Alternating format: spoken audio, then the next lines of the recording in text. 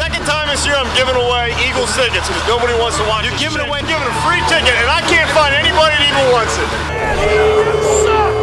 You suck, Andy! You suck, Andy! In January 1999, the Philadelphia Eagles made a decision that would shape their franchise for over a decade. They hired Andy Reid, a relatively unknown quarterbacks coach from the Packers, as their new head coach. This move raised eyebrows and sparked controversy throughout the football world. At just 40 years old, Reid was the second youngest coach in the NFL at the time. His resume was thin compared to other candidates, with no experience as a head coach or even an offensive coordinator. Ray Rhodes was a tremendous football coach. That part's history, and now we're going forth. This guy had the commanding presence that you need to really turn around a situation that was not heading in the right direction. The Eagles were coming off a horrible 3-13 season, and fans were begging for a proven leader to turn their team around. When Andy's hiring was announced, the reaction in Philadelphia was a collective, "What the fuck?" With one reporter writing, the fans wanted someone with experience, someone proven. With one fan saying, "We want a who's who, and you give us a who's he." The city of Philadelphia, known for its tough love towards its sports teams, did not approve of this new hire. Sports talk radio lines were flooded with calls from angry fans, questioning the wisdom of entrusting their team to an unproven coach. The pressure was on, and Reid found himself in the eye of the storm before he even called his first play. Despite the doubt, Reid arrived in Philadelphia with a clear vision and a plan. In his introductory press conference, he outlined a plan to transform the Eagles into a powerhouse, emphasizing discipline, strategic drafting, and a West Coast offense that will revolutionize the team's approach to the game. We have a tremendous plan that we're putting together, and I think it's a very, very workable situation. Andy's first major decision was drafting Donovan McNabb, a dual-threat quarterback from Syracuse University, with the second overall pick in the 1999 draft. The Philadelphia Eagles select Donovan McNabb, quarterback, Syracuse University.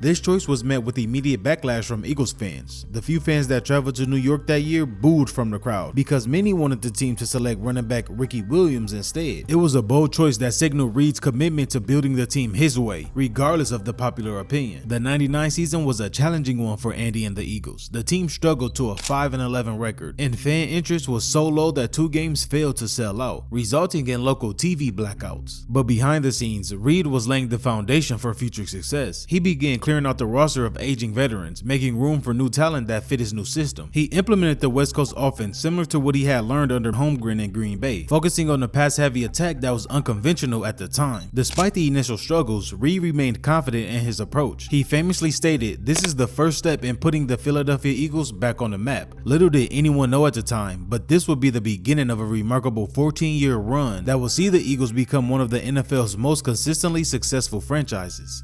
The real turnaround began in 2000. His planning and attention to detail started to pay off. The Eagles improved dramatically, posting an 11-5 record and making the playoffs for the first time since 1996. This sudden success caught many by surprise, but for Reid and his team, it was just the beginning. The 2000 postseason brought the Eagles their first playoff victory in 5 years, a convincing 21-3 win over the Buccaneers. The energy in Philadelphia was electric. Fans who had booed the team just a year earlier were now fully behind Reid and his squad. Although the Eagles fell to the New York Giants in the divisional round, the foundation for future success had been laid. The 01 season saw the Eagles build on their previous year's success. Once again, they finished with an 11-5 record and won the NFC East division. The playoff run that followed was even more impressive than the last. The Eagles dominated the Buccaneers again in the wildcard round, winning 31-9, and then went to defeat the Chicago Bears 33-19 in the divisional round. But their magical run came to an end in the NFC Championship game against the St. Louis Rams. In the hard-fought battle, the Eagles fell short, losing 29-24. Despite the heartbreaking loss, there was a sense of optimism in Philadelphia. The Eagles had gone from the league laughingstock to a legitimate contender in just 3 years. Throughout these early years, Reid's impact on his team was undeniable. His offensive schemes, centered around McNabb's unique talents, were revolutionizing the way the Eagles played. The defense, too, was becoming one of the most formidable units in the league. As the Eagles entered the 02 season, expectations were higher than ever. The Reid era had truly begun, and Philadelphia was ready for the ride.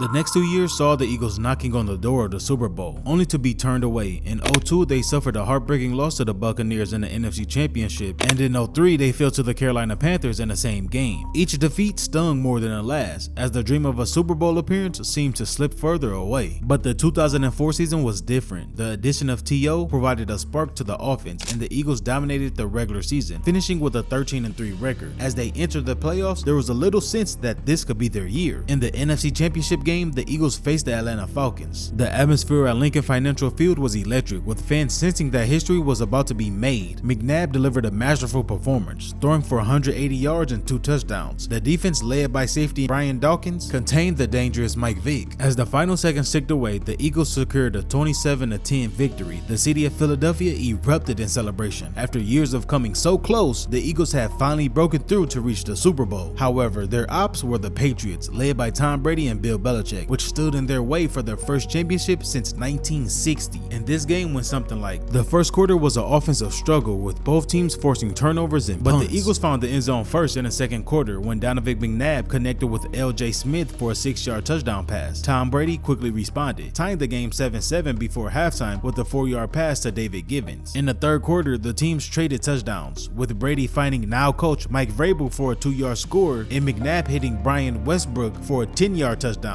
leaving the game tied at 14. However, the Patriots took control in the fourth quarter. A 2-yard run-in by Corey Dillon giving the Patriots a 21-14 lead. Then a 22-yard field goal extended the lead 24-14. The Eagles mounted a comeback attempt, with McNabb throwing a 30-yard touchdown pass to Greg Lewis, cutting the deficit 24-21, with about a minute and 49 remaining. However, their final drive ended with the Rodney Harrison interception in the closing seconds, sealing the victory for the Patriots. The loss was a crushing blow to the fan base that had endured 4 years of coming so close only to fall at the final hurdle. Despite the close loss, McNabb threw for 357 yards and 3 touchdowns, but also had 3 interceptions. And T.O., despite having a leg injury, had an impressive game with 9 receptions for 122 yards. The Eagles' run of 4 consecutive NFC Championship appearances from 01 to 04 remains one of the most successful periods in franchise history, yet the inability to take home the Lombardi Trophy left a bittersweet taste in the mouth of Philadelphia fans.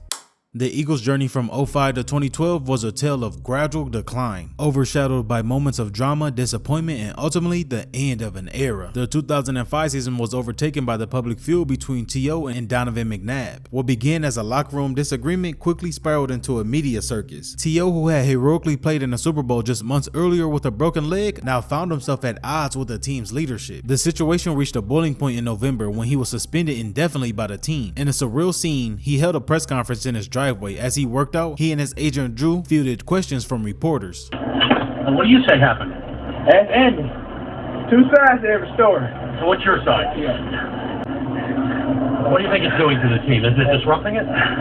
This is not disrupting the team. He sent me home. This drama took a toll on the team's performance. The Eagles stumbled to a 6-10 record, their first losing season since 1999. They then struggled to recapture their magic. From 06 to 2010, the Eagles remained competitive, but struggled to reach their previous heights. They made the playoffs in 06, 08, 09, and 2010, even reaching the NFC Championship in 08. However, they couldn't break through to the Super Bowl again. The team's core was aging. Donovan McNabb, Brian Westbrook, and Brian Dawkins were all approaching or past 30 years old. While young talent started to emerge, the team struggled to find the right balance.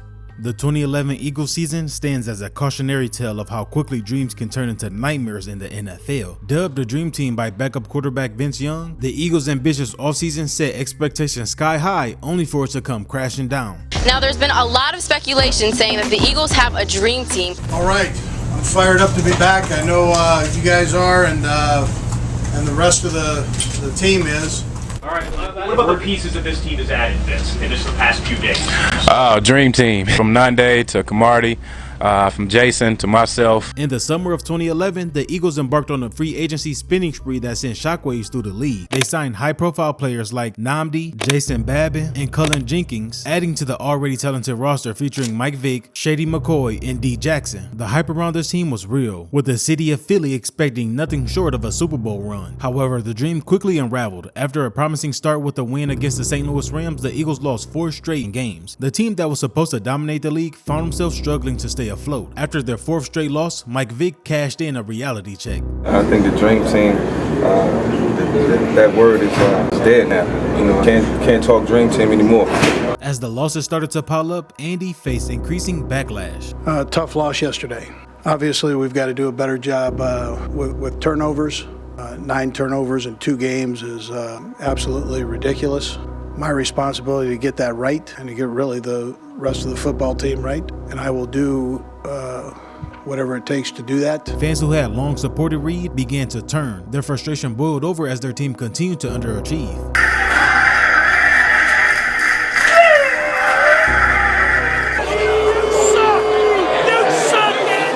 Oh my God, right? We gotta get rid of Reid, right? You know? It says it there, fire Andy. It's supposedly the hottest t-shirt around in Philadelphia right now. The Eagles' struggles were particularly painful given the team's recent history of success. They had made the playoffs in 9 of their previous 11 seasons under Reid, including 5 NFC Championship appearances. Now they were struggling, unable to live up to the expectations they had set for themselves. Oh, dream team. The Philadelphia media, never known for their patience, pounced on the team's failures. Headlines started to come out, the dream team disaster, and sport radios were filled with calls for Reid's job. And the narrative shifted. Can the Eagles win the Super Bowl? To can Andy save his job? Critics pointed to Andy's perceived stubbornness, his clock management issues, and his inability to win big games. The fact that the Eagles had never won a Super Bowl under Reid Sr. became a rallying cry for those demanding change. I think it's time for our coaching staff to go. We're fed up with the decisions they make game day, their poor time management, their in-game decisions, their adjustments. They're not doing anything right at this particular time, so I think we're all frustrated, and we came out to make a statement to that effect. Despite their late season surge, where they won their final 4 games, the Eagles finished with a disappointing 8-8 record, missing the playoffs for the first time since 2007. The Dream Team experiment had failed, and the consequences would be far-reaching. In the aftermath of the 2011 season, many of the high-profile free agency signings were quickly dropped. Players like Nnamdi, who had been seen as a cornerstone of the defense, were exposed as misfits in the Eagles system. Anymore. First of all, I'm really upset that you got this sorry-ass Nasi Amdu on it. This guy sucks. And the dream that once was really a nightmare. For Andy, it marked the beginning of the end of his time in Philadelphia. Though he would coach the team for 1 more season, the damage to his reputation was already done.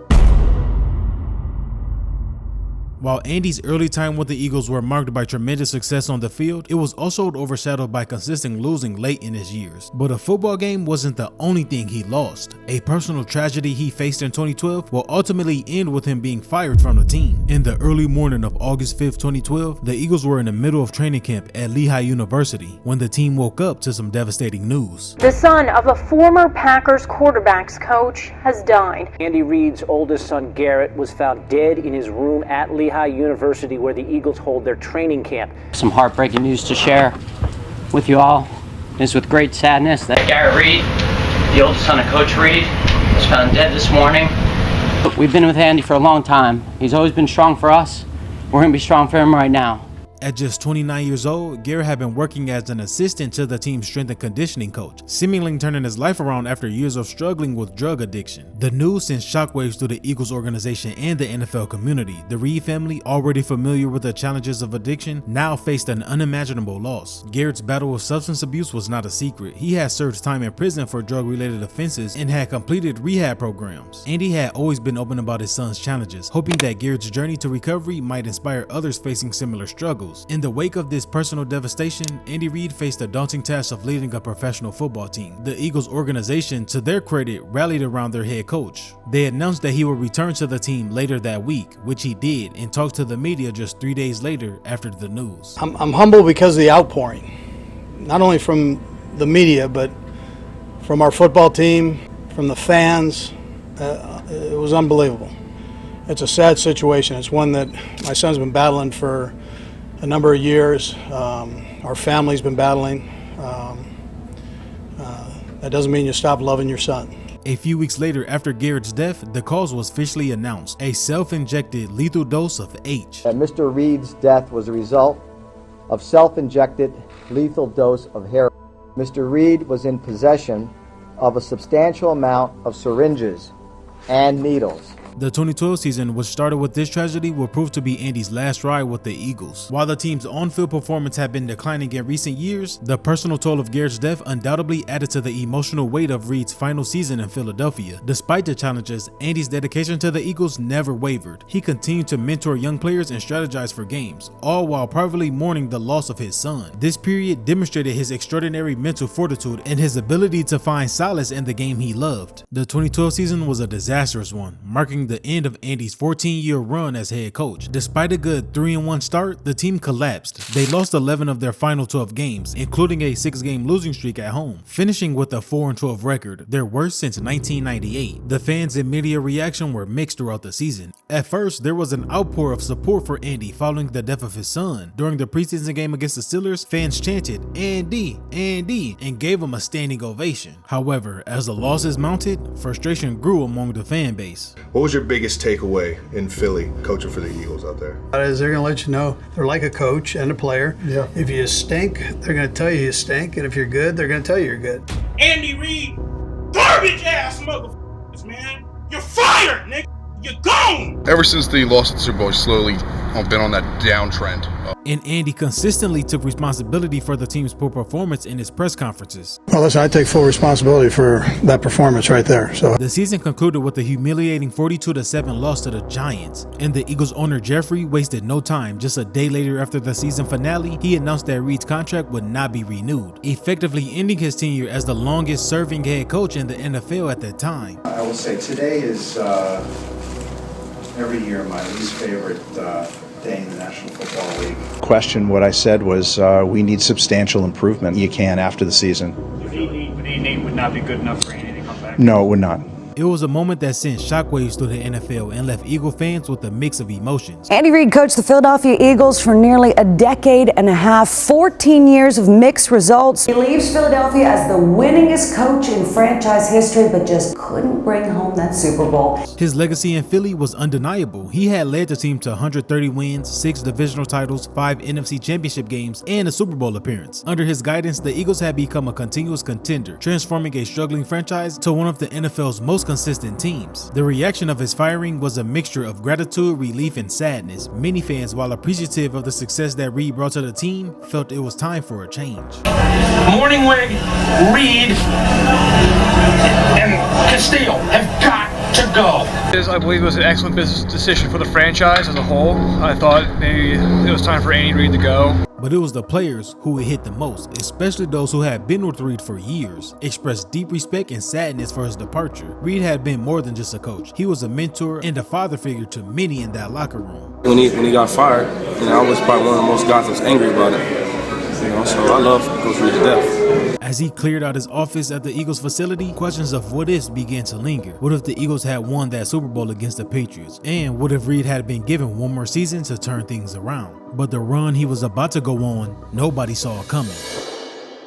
The year was 2013, and the Kansas City Chiefs were at a crossroads. Coming off a disappointing 2-14 season, the franchise were in desperate need of a change. Enter Andy Reid, a veteran coach who had just parted ways with the Eagles after 14 seasons. On January 4th, 2013, the Chiefs made a decision that will alter the course of their franchise forever. This is a very exciting day for me and my family and everyone affiliated with the Chiefs organization.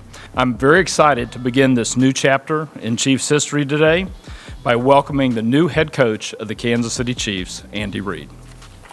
As the news of Reid's hiring spread, the wave of excitement swept through Kansas City. Fans who endured years of mediocrity suddenly found themselves daring to hope again. This year, and oh man, we feel so good in camp. We want to see some results. I think it's a step in the right direction. I hate to see Mr. Pioli go. I think he did a good job. But if the fans aren't happy, it's professional sport. Eric Winston, a Chiefs offensive lineman at the time, captured the moment perfectly. I'm definitely excited. You don't accidentally win 100 games over 10 years in this league. Obviously, the guy knows how to coach and win, and it's definitely something we need. Reid wasted no time in making his mark on the organization. In his first game as head coach, the Chiefs dominated the Jaguars 28-2, the widest margin of victory for the team on opening day since 1963. This wasn't just a win, it was a statement. But the game I'm sure he had circled on his schedule schedule came in week 3 of the 2013 season when he returned to Lincoln Financial Field. The game took place on September 19, 2013, and the atmosphere was crazy. Despite the circumstances of his departure, many Eagles fans showed respect to their longtime coach. The media buzz surrounding this game was intense, with much of the focus on Reid's homecoming rather than the game itself. How do you feel about Andy Reid coming back here in Philadelphia? Out with the old, in with the new. Go Chip, go Eagles. Hopefully a big victory Thursday night. I'm a bit indifferent. I enjoyed while he was here, but he was never able to bring the big game home, so I'm kind of torn between cheering and booing. Yeah, I know Andy Reid was killed in this town, but Andy Reid is still the greatest coach in Eagle history. So he's a very good coach, not a great coach. He's the best coach Philly has ever had. But I'm looking forward to Chip Kelly and this year's Eagles exercising the demons of Andy Reid on Thursday night. As for the game, the Chiefs emerged victorious with a 26-16 win over the Eagles. The Chiefs defense played a crucial role, with Eric Berry returning an interception for a touchdown early in the first quarter. Kansas City offense led by Alex Smith was efficient, with Smith completing 22 of 35 passes for 273 yards. The Eagles' new head coach Chip Kelly's rapid offense struggled to find consistency. Mike Vick had a difficult night, throwing for 201 yards with 1 touchdown and 2 interceptions.